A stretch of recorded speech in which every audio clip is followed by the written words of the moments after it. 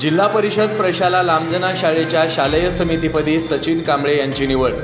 लांबजना गाव हे सर्वात जास्त लोकसंख्या असलेलं गाव असून या गावात सर्व धर्मीय बांधव एकात्मतेने नांदत असून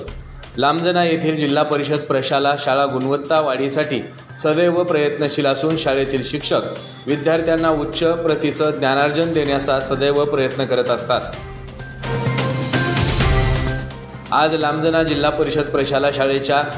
शालेय समितीच्या अध्यक्षपदी लांबजना गावचे सुपुत्र तथा औसा तालुक्याचे आमदार अभिमन्यू पवार यांचे निष्ठावंत कार्यकर्ते म्हणून परिचित असलेले सचिन कांबळे यांना शालेय समितीवर काम करण्याची संधी देण्यात आली असून नवनिर्वाचित शालेय समिती सचिन कांबळे यांनी प्रसार माध्यमांशी बोलताना सांगितले की लांबजना गावची शाळा हे आमच्या गावचं ज्ञानमंदिर, लांबजना गावचं वैभव असून येणाऱ्या काळात मी शालेय समितीवर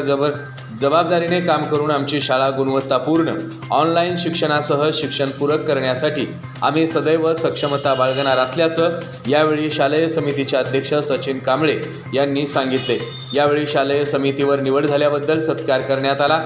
यावेळी लांबजना गावचे युवा सरपंच महेश सगर, उपसरपंच बालाजी पाटील, शालेय समितीचे नवनिर्वाचित सदस्य माहेश्वरी दंडगोले, बापूराव सगर, सतीश पांचाळ, रफिक बिराजदार, सुनीता सुरवसे, अमरीन